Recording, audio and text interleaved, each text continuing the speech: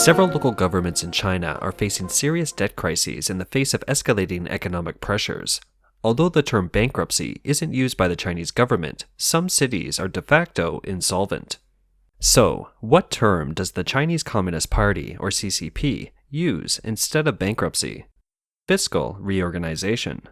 On December 28, 2021, Chinese media outlet Caixin published a report with the headline, Hegang, Heilongjiang Province announces financial restructuring, insufficient financial strength to pay principal and interest on maturing government debt. This news made the city in northeast China the first Chinese city to publicly declare de facto bankruptcy. Later, on January 17, 2022, another city in eastern China publicly announced that its GDP for 2021 would be zero. Based on the Chinese government's habit of making highly skewed data, the city's real GDP growth is probably negative. Data shows that most local governments in China can't make ends meet, and their debt ratios are well above the common warning line. It's likely that many cities are already on the path to bankruptcy. Let's look at the bankrupt city of Hegang. According to government information, its revenue in 2020 was 2.3 billion RMB, or about $360 million US. Its expenditure was $2.15 billion US. The revenue is less than 1/6 of the expenditure, and the financial gap is 1.78 billion US. Going further back, the city's financial gap was 1.26 billion and 1.4 billion US in 2019 and 2018, respectively. According to a Caixin report on December 28th, Hegang's inability to pay the principal and interest on maturing government debt may be repaid by the provincial government. It means that the provincial government may help Hegang to repay the interest or principal of the debt, which may or may not be extended. It's still not confirmed. In short, the bankrupt city is to receive the financial support of the higher level of government. The term fiscal reorganization first appeared in the Emergency Response Plan for Local Government Debt Risks issued by the General Office of the State Council in 2016. The plan proposes that there are two aspects to starting the fiscal reorganization plan. On the one hand, the municipal government's annual general debt interest payment exceeds the general public expenditure of the year by 10%. On the other hand, the special debt interest payment expenditure exceeds the current government fund expenditure by 10%. Under these two scenarios, a fiscal reorganization plan must be started. Data of the municipal government of Hegang shows that its debt payment in 2020 was only $22 million US, which is only a little over 1% of the budgeted expenditure of government funds. It tells that the data of the Chinese government at all levels is questionable, and the data of various aspects don't match up. According to the standards from the central government, the city of Hegang isn't so much in need of financial reorganization. At present, the Chinese version of city bankruptcy is for the higher level of government to find ways to help the lower jurisdictions to regain its balance. This solution is likely to result in more cities like Hegang. The debt that was once guaranteed by the municipal government is now guaranteed by the provincial government. What plan can the provincial government come up with to relieve Hegang's plight?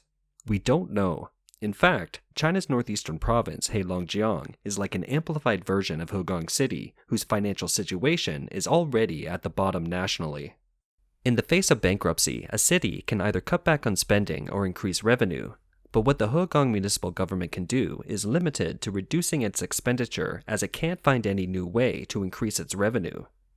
On December 23, 2021, the Human Resources and Social Security Bureau of Hegang City released a statement saying, due to the financial reorganization plan implemented by the Hegang municipal government, the financial situation has changed significantly, and it has been decided to cancel the plan to openly recruit government grassroots staff. In other words, the Hegang government has stopped recruiting new civil servants. In the future, what the city can do is probably the following. No more new government investment projects, government downsizing and layoffs, reducing funding, and stopping all kinds of subsidies to the civil service system. But in terms of increasing revenue, both the province and city seem to have reached a dead end, because the reason for the city's bankruptcy is resource depletion. Hegang's population in 2020 was approximately 890,000, a decline of over 15% from 10 years ago. Since the discovery of coal in 1914, Hegang became an important energy city in China. It used to be one of the 4 major coal producers in China. At one point in history, the city was so prosperous that it was compared to Hong Kong, as evidenced by this phrase: Hong Kong in the south, Hegang in the north. Its financial revenue in 2010 was 10 times higher than it's now. Back then, a coal miner earned about $1,300 to $3,200 a month. The miners would go on big spending sprees on food and entertainment for 3 days after they were paid, as the risks of working in China's mines are very high and an accident can take a man's life at any time. Such a lifestyle had helped boost the local economy. However, in 2011, the following year, Hegang was listed as the third batch of resource-depleted cities by the central government. Not only are there less coal resources, but the cost of mining is so high compared to foreign countries. The mining price alone is higher than the sales price of other places. Since then, many local coal mines have shut down and people have migrated in large numbers to work elsewhere. In 2019, the city became an internet sensation. A video went viral showing a home of 56 square meters for only $3,150.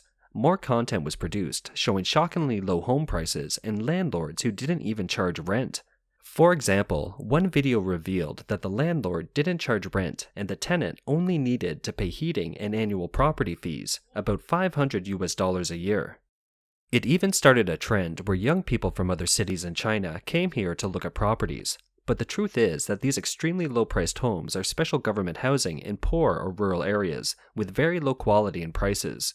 In the real world, after the city's fleeting online fame was over, there was no longer homes with such prices on the market.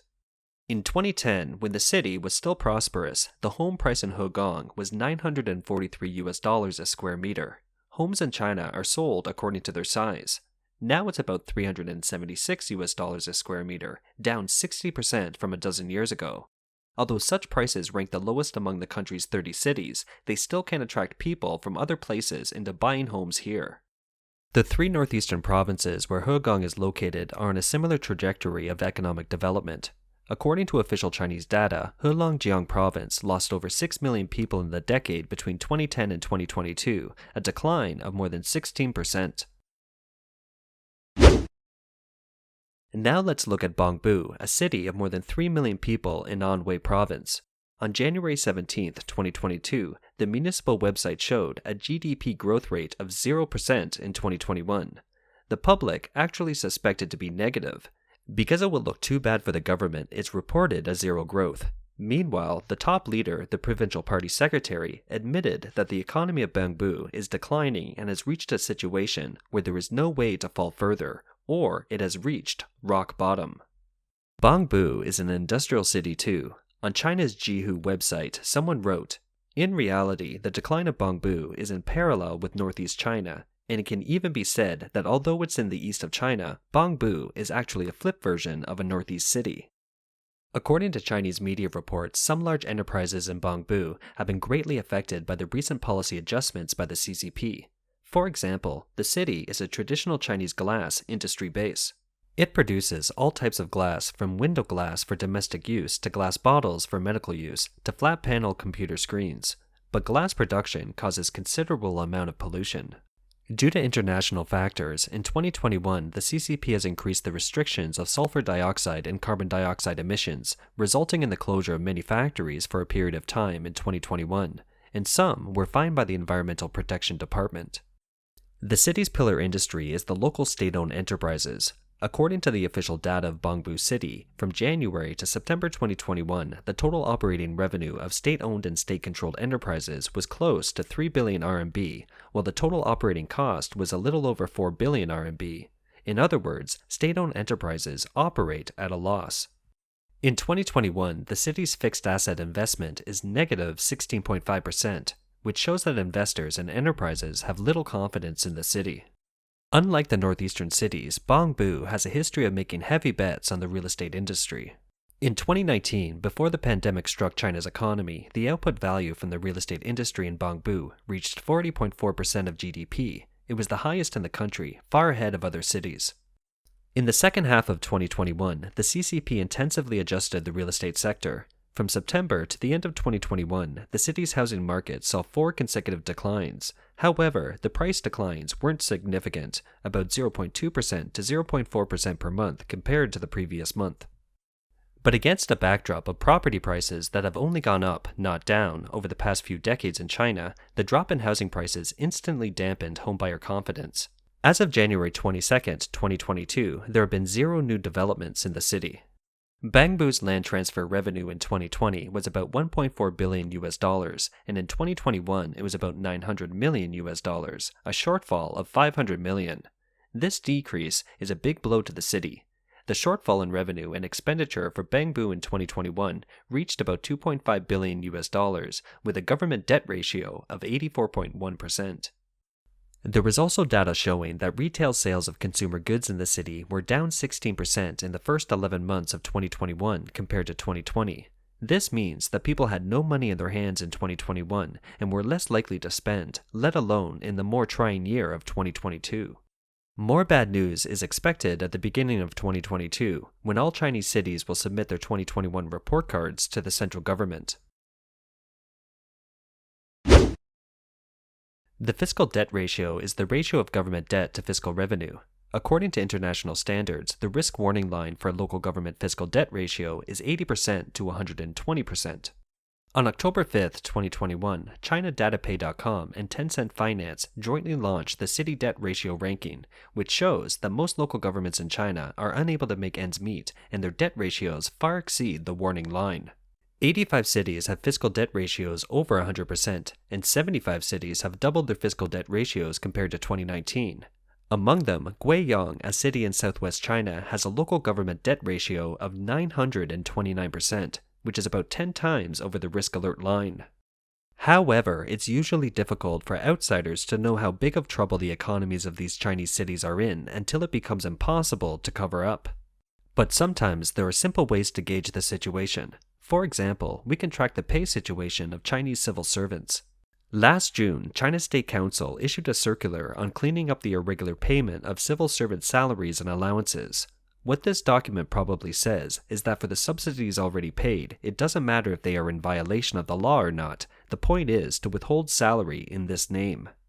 In July, the Water Resources Bureau in Nanchang, Jiangxi Province, posted a statement asking employees to return the government incentive payments in the first half of the year in 10 days. At the end of the year, more local governments have announced pay cuts and called off year-end bonuses for civil servants. Shenzhen is a wealthy city in China. On January 28th, a Shenzhen civil servant told overseas media that the local government is really out of money and they haven't been paid for 3 months. We haven't been paid for almost 3 months. Officially, they say they are deducting the tax of the previous annual bonus, a total of 16,000 USD. 1 month is about 2,500 USD. 2 months is 5,000 USD. Reduction of salary in the name of tax deduction. I have been deducted for 2 months. The end of the 3rd month has come, but the salary still hasn't been paid. If civil servant salaries can't be guaranteed, it means that hard times are really coming for China.